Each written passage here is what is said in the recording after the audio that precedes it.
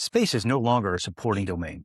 It is foundational to deterrence, to global operations, and to the defense of the homeland.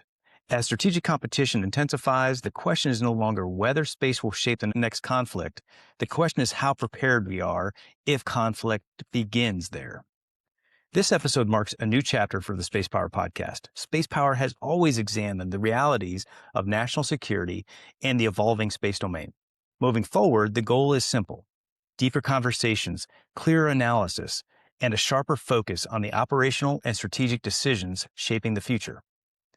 There is no better place to begin that next chapter than with the commander responsible for planning and executing space operations globally. U.S. Space Command is navigating a historic headquarters transition, advancing new concepts around maneuver and mobility in orbit, and adapting to a rapidly evolving threat environment defined by great power competition. From engagements across the Indo-Pacific to preparation for strategic dialogues abroad, the role of space in deterrence has moved from abstract theory to operational reality.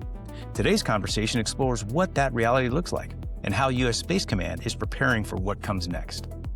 I'm Bill Woolf, and this is Spacepower.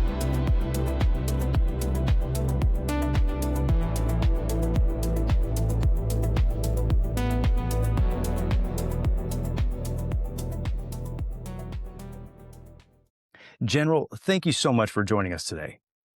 Hey, thanks, Bill. It's really a pleasure to be here. You know, you and I have been serving together a long, long time, maybe going back 2 decades.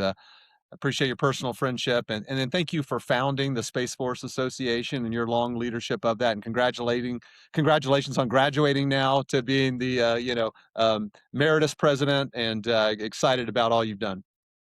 Thank you, General. Really do appreciate the words, and thanks to your friendship as well. And it's been really interesting, and just so excited to see what's happening here in the space domain under your leadership there at U.S. Space Command. So I'm really excited to talk to you today about everything going on at U.S. Space Command. So let's start with, obviously, at the Space Power Conference in December, to the Honolulu Defense Forum, to the Space Mobility Conference, you have been conducting several engagements recently where you've spoken about the evolving role of space in deterring conflict and succeeding in potential warfare in the Indo-Pacific region.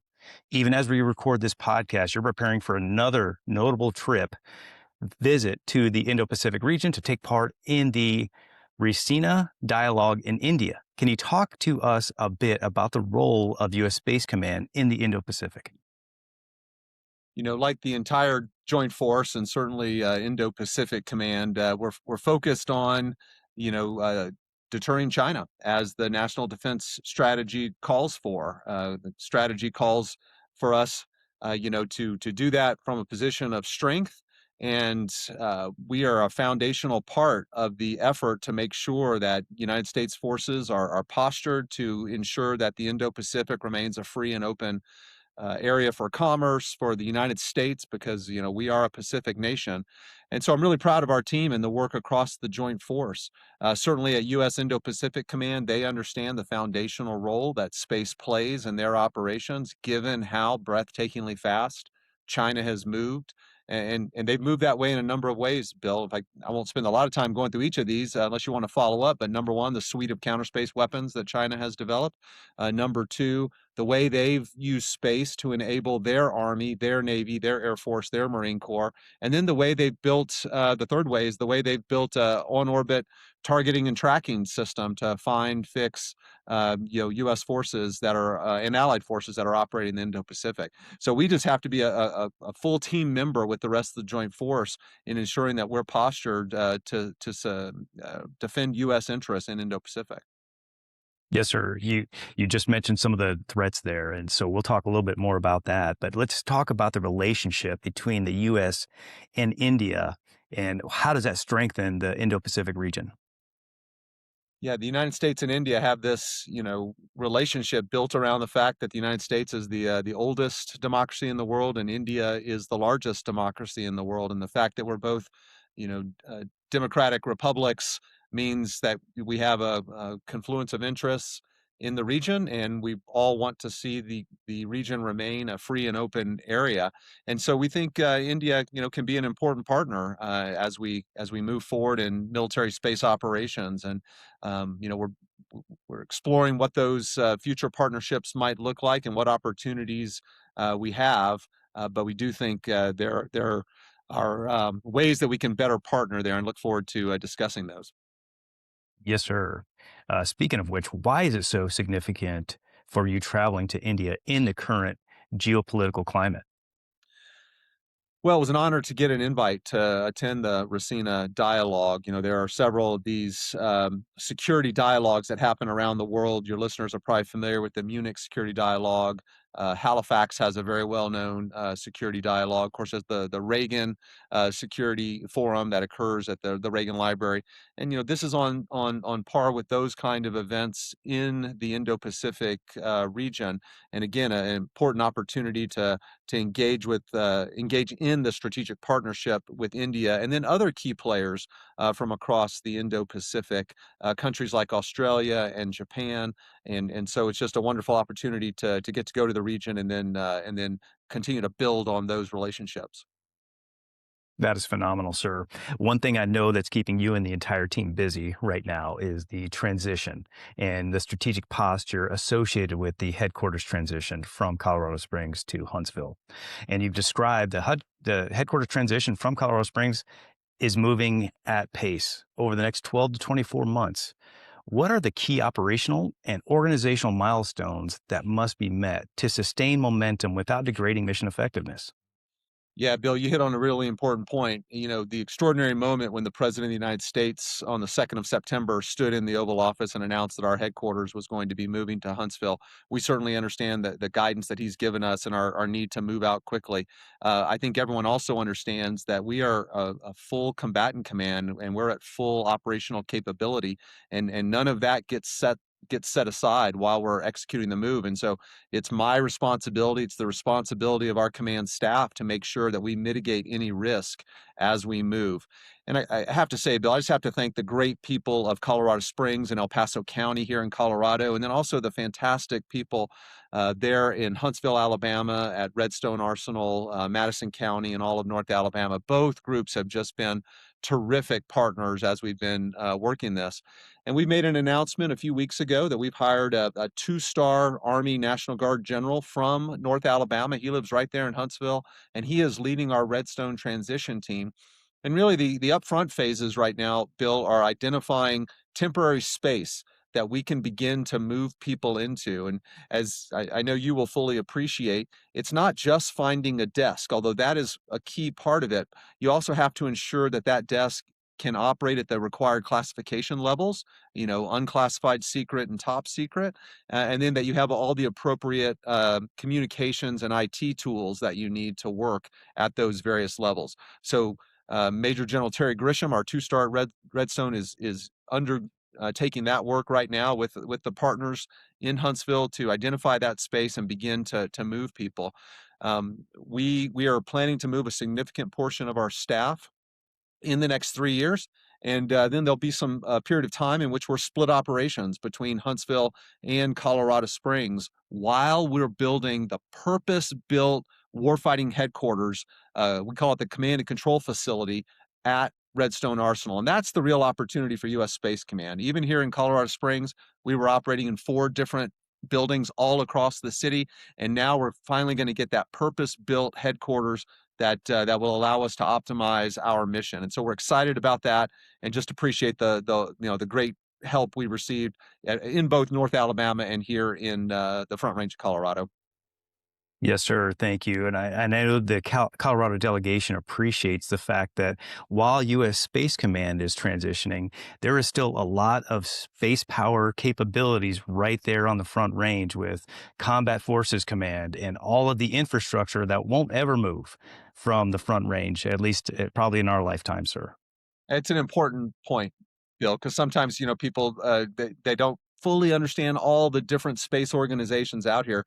But even in my current headquarters here at Building 1 on Peterson Space Force Base, as you noted, I share that with Combat Forces Command, and they're not going anywhere. They'll stay right here. Of course, they have their subordinate deltas and squadrons. Many of those report up to us in their combat roles. We have some subordinate centers here, like the Missile Warning Center and the National Space Defense Center. Those aren't going anywhere. It's the headquarters element for U.S. Space Command. It's a very particular set of people that will be moving. And, I know that El Paso County, Colorado Springs, all the way up to Aurora, where Buckley Space Force Base is, this whole corridor will remain vital for the national defense of the United States in space. Great point, sir. Thank you. And there's been a lot of public projections about personnel phasing into Huntsville over the coming years. From your perspective, what practical factors, workforce retention, infrastructure readiness, classified capabilities, as you hit on, will determine whether that timeline accelerates or slows? Yeah, a few items there to hit on, Bill. Number one is, we get to operate amazing technology in space.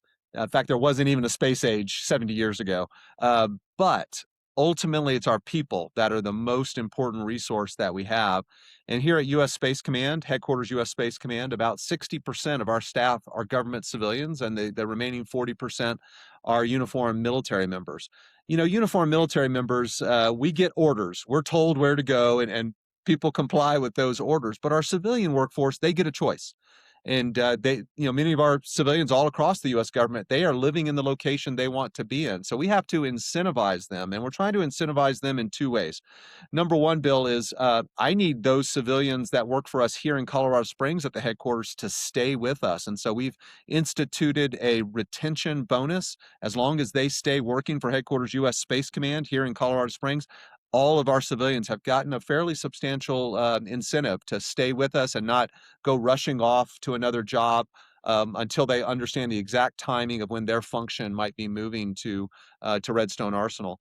And then, secondly, as those functions begin to transfer, we've also initiated a very I'd say a highly lucrative relocation bonus to tell our civilians, we value you. And if you're willing to move to Redstone Arsenal, we will incentivize that move, not only by paying for your PCS, but also with some salary bonuses on the other side. As you noted, there's going to be a lot of space left here in Colorado Springs, and our civilians are going to have choices. And so we want them to know we value them. And if they're willing to come to Redstone, we want them. If not, we hope they take a position here with another space organization in Colorado Springs and keep supporting the mission in some other way. That may only have gotten after one facet that you asked about, Bill, but please come back with any other follow-ups you have.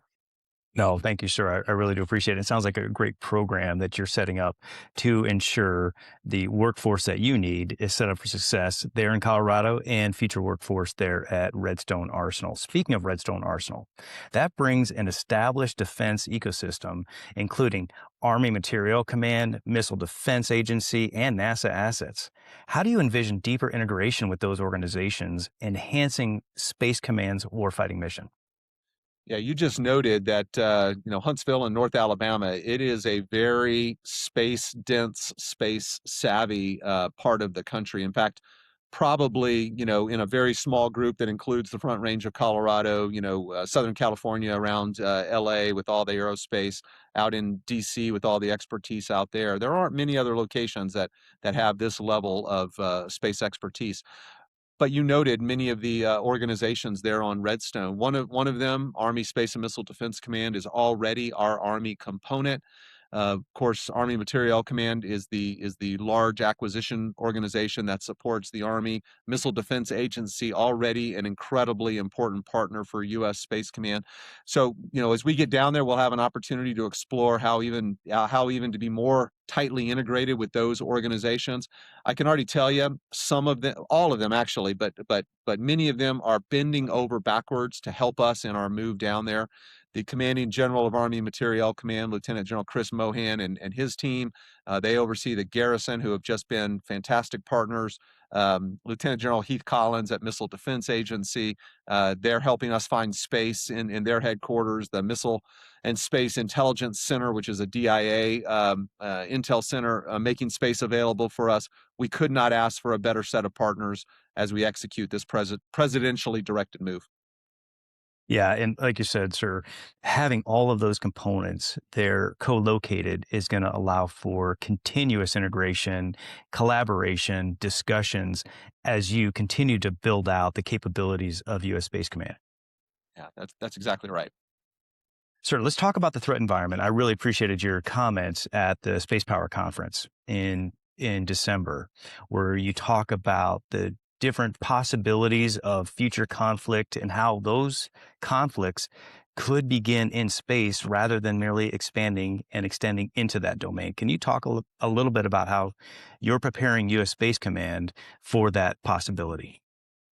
I won't recount all of my remarks at the SFA conference, but kind of the top line takeaway was I think sometimes we slip into this easy, seductive narrative that, hey, space was always so peaceful.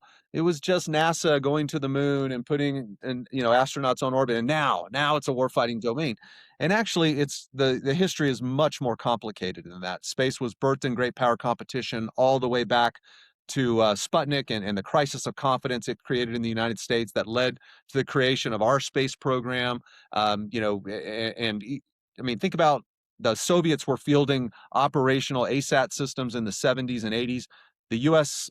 Government, in a very far-reaching decision under President Ronald Reagan, created the first version of U.S. Space Command in 1985 to protect and defend the United States against the threats we see. And of course, in 2019, the nation said, we we may have the world's greatest military space capability, but we are not postured for where we need to be relative to the threat, which is why U.S. Space Command was created in August of 2019. And then a few months later, in December, the U.S. Space Force was created to better prepare us for this world we find ourselves in. And Bill, many of your listeners, over the years may have been involved in war games, if they were, Air Force or Army space professionals or in various activities. And we used to have to give Red a whole set of space capabilities that they didn't really have, but we projected ahead 10, 15 years and said, hey, assume Red has all of these threats. Let me tell you, we don't do that anymore. All the threats are real. They are in the domain, and we've got to deal with them. Everything from non-kinetic cyber attack and jammers all the way up to high-energy lasers, direct-to-send ASAT missiles, and co-orbital anti-satellite satellites. And then there's the reports of a potential Russian nuclear ASAT weapon. So all of that's the reason we have a U.S. Space Command and a U.S. Space Force, is to prepare to operate against those threats. And I've talked publicly in the past about the 3 moral responsibilities that I believe we have here at U.S. Space Command. This is my common language way of talking about the mission of U.S. Space Command. I could give you the formal paragraph that's the mission, but it's these 3 moral responsibilities that's the human way we talk about this. Number 1, we've got to deliver space capabilities to the joint force across all levels of conflict. They are sized assuming it, and they require it from competition into conflict, the entire spectrum. The second moral responsibility is to protect our constellations against these threats that you asked about and that I just spoke about. Many of our constellations were built during a time when those threats were not in the domain, and they're just not, they don't have all the capabilities we would like them to have. So how are we at U.S. Space Command, along with the rest of the joint force, going to defend those capabilities so that we can continue to deliver to the joint force? And then the third moral responsibility is to help protect the joint force and the nation from the space-enabled attacks of others. If a Chinese space-based targeting and tracking system can find our forces and then feed that data to long-range rocket attacks, that's a problem for us. And how are we going to defend ourselves against that? So that's how we think about our mission relative to those threats. Thank you, sir. It's funny. I talk to high school students, talking about the Space Force and asking them if they've used space today. And oftentimes they'll say no. But the reality is I'll ask them, hey, did you use your cell phone today? And they'll say, yes, I used my cell phone. I said, well, you probably are using space 50 times a day and you don't even realize it. And it's thanks to you at U.S. Space Command and the team that you've created there and the Space Force to supporting you there at U.S. Space Command, ensuring that freedom of action in that domain. So very well done, General. In your recent posture statements, you highlighted lessons emerging from Ukraine, the Middle East, and China's expanding counterspace capabilities. How have these developments reshaped Space Command's near-term priorities? Hey, Bill, if I can, I want to back up and just say one thing about Yeah. being a high school student, and then if I forget to get to your question, come back to it. But you and Okay. I are of a similar age, and remember when we were in high school? For me, that was the early to mid 1980s. If I was out at night on a Friday or Saturday night, my parents had to worry about me. They worried where I was. Did I know where I was going? Could they get in touch with me if I had a problem with the car? What would I do? As you're noting, we don't worry about those things anymore today. Our high school kids, we can track them. They can get in touch with us 24/7. They don't have to look up directions. Remember having the Rand McNally map in our car and trying to drive while looking at a map?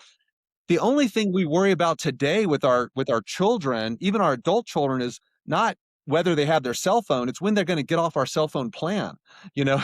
And I think that's the modern definition of when a child now launches into the world, a young adult, is they're now paying for their own cell phone. But it really is a fundamentally different world, and that's all enabled by space from 40 years ago, when I was in high school for certain. And then you asked about lessons learned from Ukraine and other operations. I'll give a few lessons learned, and then please come back with any follow-ons to this. But I think 4 years of the Russia-Ukraine war and then other conflicts that we've seen. First of all, it says that space is absolutely a foundational part of all joint operations. And you heard the chairman of the Joint Chiefs, I think on the 3rd of January, talk about how space contributed to Operation Absolute Resolve down in Venezuela. And it's just fundamentally baked in from the beginning, and we don't have to go and I don't have to go convince anyone at my level of why space is important, and often it's other combatant commanders who are leading with space's contributions or fundamental requirements that have to occur early in operations to enable other operations. Number two, I think I would highlight is the importance of commercial space. We have seen how commercial space has been a significant factor in the Russia-Ukraine conflict. And it can just provide so much today, from communications to ISR. And I think we have to continue to understand that's true for actors around the world now, how available commercial space is. And then the importance of cyber to the space enterprise. On the opening night of Russia's invasion of Ukraine 4 years ago, they conducted a cyber attack against a SATCOM company that that had modems and users in Ukraine, and of course that spilled out more widely into Europe and took down 40 or 50,000 modems. And so we've got to defend ourselves and make sure we have good cyber defenses, because that's the cheapest way for an actor to try to deny our space capabilities. Yes, China and Russia have built capabilities to attack us in the domain itself, but it's cheaper for them and harder for us to attribute if they can use cyber. So those are a few lessons learned. There's certainly others we could talk about, but if you have a follow-up, please.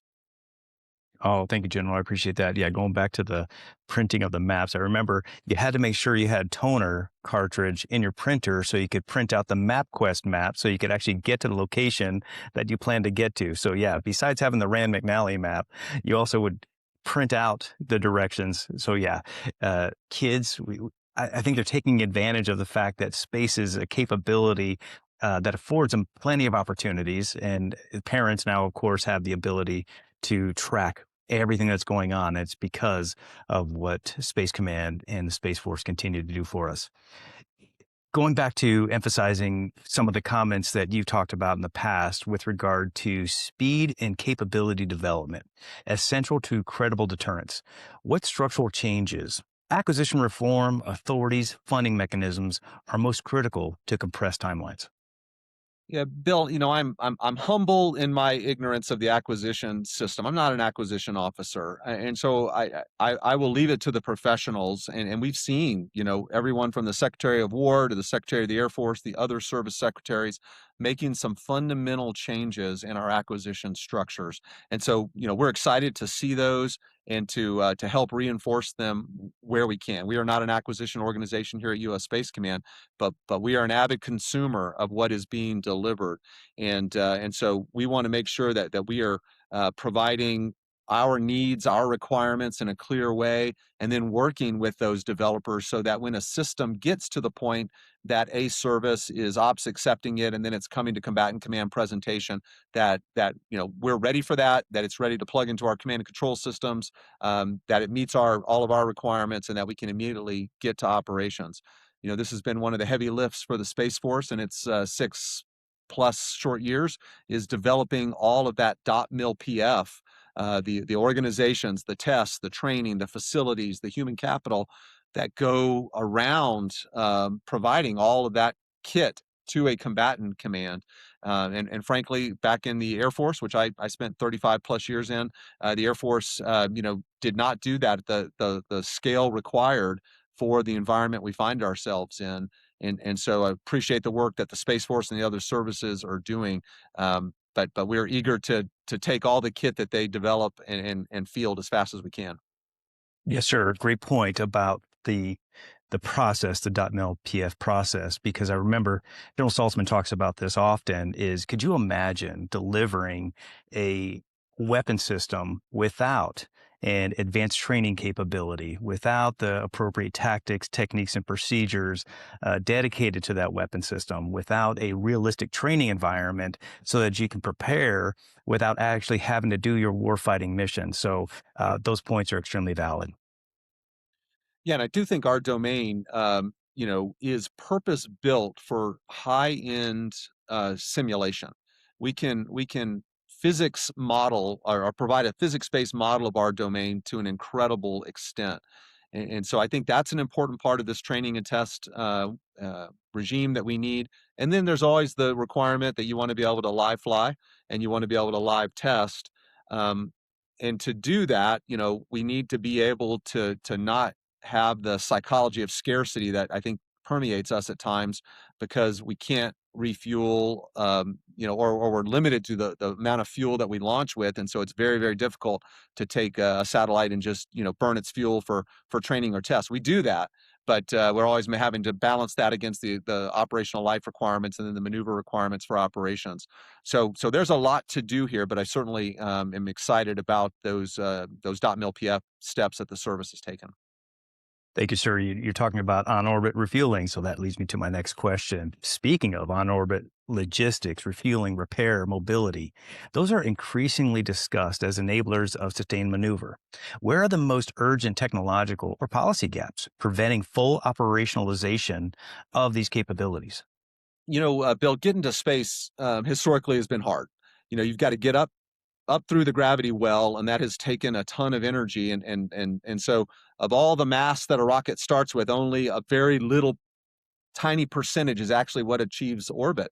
And historically, you've had to launch with all of the fuel you're ever going to have on orbit. And that has always meant that every time you want to maneuver, that you have to think through what's the impact on burning that fuel, because ultimately it's going to burn off life of the satellite. Now, with the reduction in costs of launch, and with so much of the modern technology that U.S. commercial industry is bringing to bear, we think we can fundamentally change how we operate on orbit. The irony is that everything in space is in motion, and yet we very rarely maneuver. So we kind of fight from a static perspective. Yes, you're in an orbit, it's moving, but it's totally defined by Kepler at that point. And we want to get into a way of fighting that is much more like the way the terrestrial forces do on the air, or in the air, on sea, and on the land, which is maneuver warfare. Maneuver warfare is about moving and maneuvering for advantage. And as you maneuver in space and you maneuver in time, you can pressure your opponent psychologically in a way that John Boyd would talk about, that would cause them to collapse. And that's my paraphrase of the Marine Corps doctrinal definition of maneuver warfare. And we want to maneuver for advantage, just like the other services do, and not just be a static point in a orbit that's very predictable. Now, to do that, refueling is one way that could help us achieve that. There might be some novel propulsion technologies that could evolve that might allow us to do that as well for certain missions. Now, certain missions we're gonna get that same kind of effect through proliferation, let's say, and so you wouldn't want to refuel those systems. But we do think the ultimate goal is maneuver warfare in space and preparing for a protracted conflict, which gets after that on-orbit logistics and servicing. I think we cannot assume that a war in space will be short and sharp. So how are we going to sustain that fight? And Bill, I'll close with that famous quote that's often gets attributed to General Omar Bradley, where he says, "Amateurs talk strategy and professionals talk logistics." How are we going to sustain this fight on the longest lines of communications, the longest supply lines that really the U.S. military knows are from here on planet Earth out to geosynchronous orbit and beyond? And how are we going to sustain that fight? Phenomenal words, sir. Yes, those are the exact kind of points that we need to be talking about, not just at your level, but definitely at the national policy level. And we need our lawmakers to start looking at how to ensure that you have the capabilities and policy support that you need to start doing exactly what you're talking about, sir. Speaking of uh, providing capabilities in a rapid manner, I really am fascinated by the Victus series. And so rapid launch initiatives such as the Victus series have demonstrated compressed timelines. How do you see commercial launch and satellite providers integrating into maneuver-oriented and crisis response operations? Well, U.S. space launch capabilities are a massive advantage for our country. We're the only country that has successfully um, has reusable launch, and not only a first generation of reusable launch, but a second generation of that as well. And that has, given us an incredible mass to orbit capability today, and we need to take advantage of that here in the United States. And that allows us to do rapid replenishment. It allows us to think about on-orbit maneuver in new and different ways. I think SpaceX is planning to demonstrate some on-orbit refueling of their Starship. That's a fascinating concept that'll help NASA get to the moon. I think that's part of the plan to get to Mars, but how can we take advantage of that in the Department of War as well? So we are very excited about where commercial industry has placed us as a nation for space launch, and we want to just continue to leverage that at all opportunities. And sir, can you talk a little bit about, I don't know if you've got the details or not, but what are the plans for some of the upcoming Victus series and how is U.S. Space Command involved? The Victus series, those are an exciting series of experiments, as you highlighted, and those are United States Space Force activities through Space Systems Command. But we certainly get to engage them in conversations about capabilities that we would like to see. The timelines that from tasking to launch and then on orbit. What are those various quick reaction satellites doing to inform future ConOps for operational systems? So that's a fantastic way the entire enterprise works together to demonstrate these kind of capabilities. Again, highlighting phenomenal collaboration between U.S. Space Command and U.S. Space Force, sir. So thank you for that.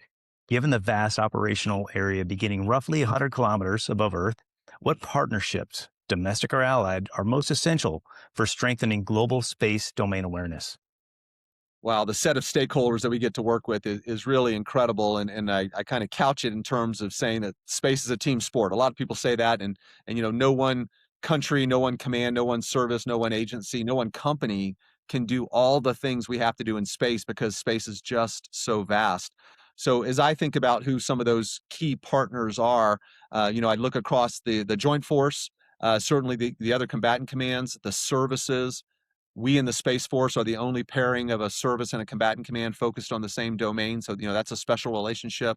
Across the interagency with our partners at the National Reconnaissance Office, Dr. Chris Scalise, just a fantastic partner there as the director of the NRO, and then across the rest of the intel community, NASA, Department of Commerce, you name it, all fantastic. And then internationally, we have a rich tradition in the space community of operating with our closest partners. And that traditionally has been the Five Eye partners. And you can go to some of our units around the world and you'll walk out on the ops floor and there'll be a Canadian, a Brit, or an Aussie who might be running the crew that day or might be the crew chief or one of the key positions on the floor.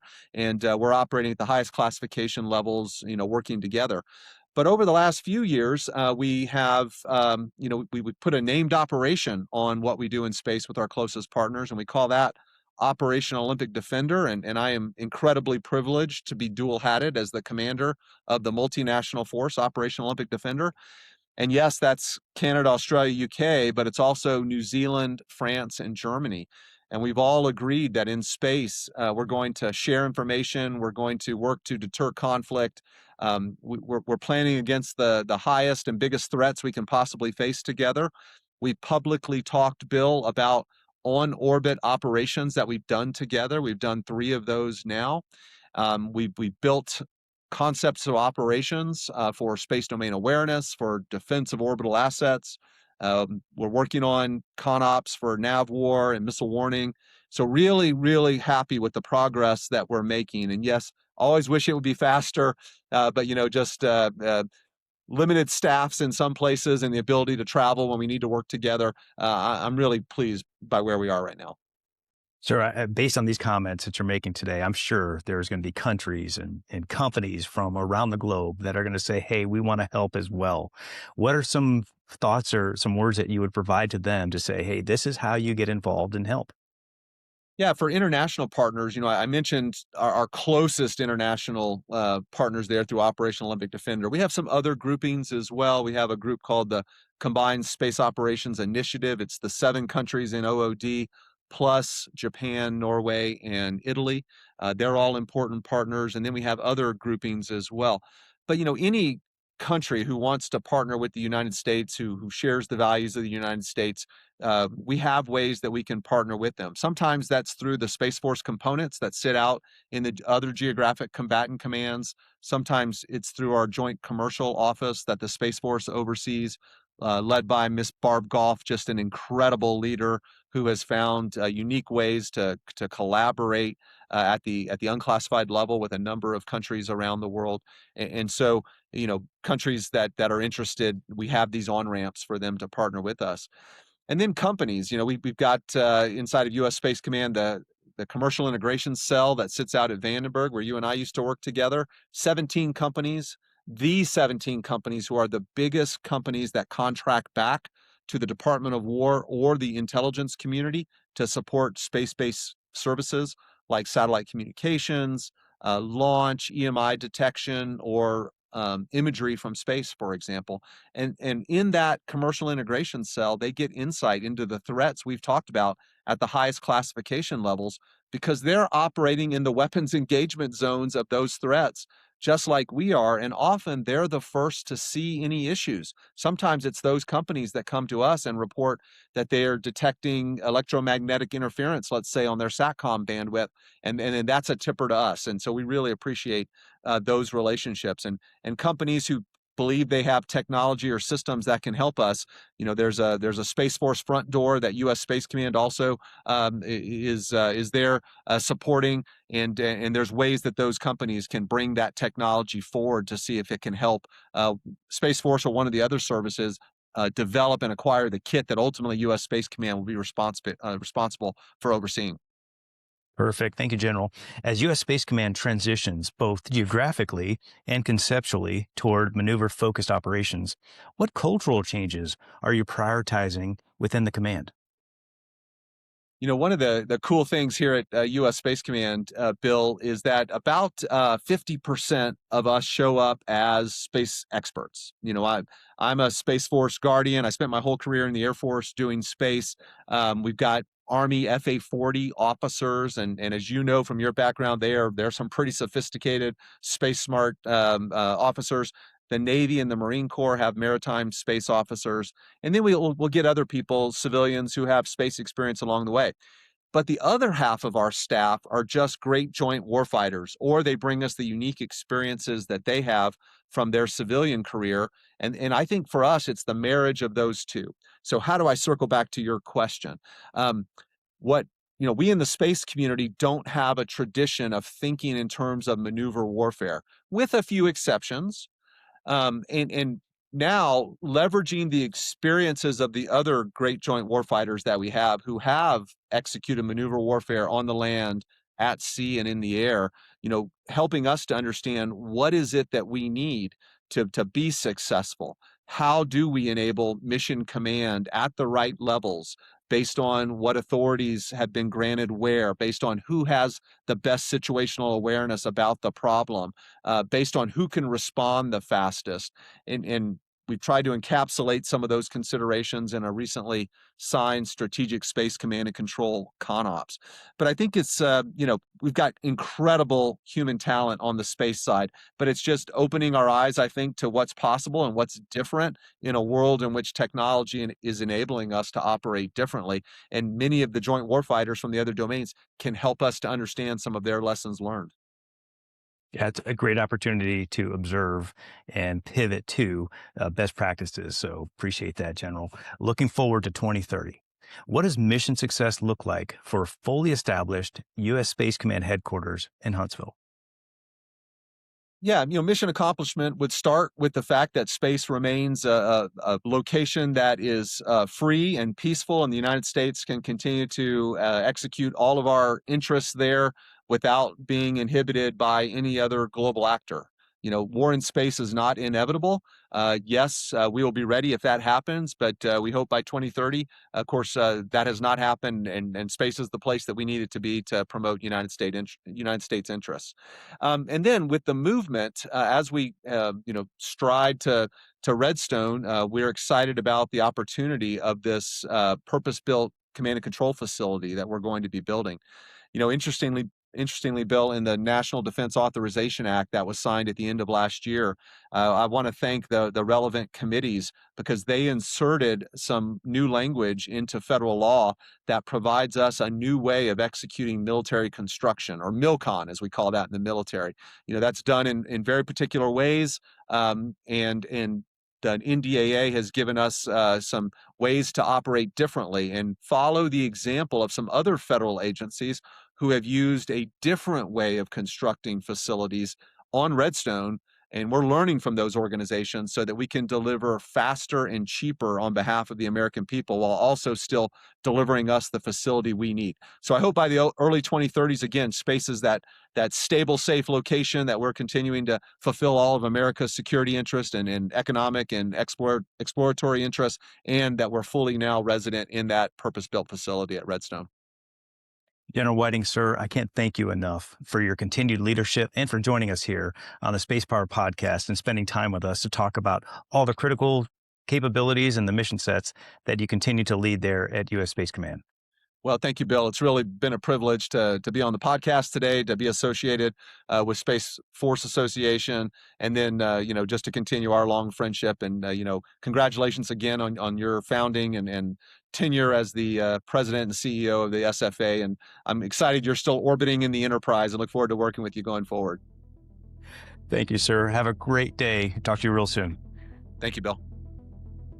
Thanks for joining me in that conversation with General Stephen Whiting, the commander of U.S. Space Command. As the operational environment becomes more contested and the pace of change accelerates, conversations like this matter, not just for those in uniform, but for industry, policymakers, academia, and the broader space community. You'll notice some changes here at Spacepower. We're investing in deeper preparation, sharper framing, and higher production quality as we continue building this program into the central forum for serious space power dialogue. If you found this episode valuable, follow the show, share it with a colleague, and stay connected with us on social media at Space Force Association for updates and upcoming conversations. Your support is greatly appreciated. And a special thanks to our producer, Mr. Ty Holliday, who is helping bring this next chapter of Space Power to life.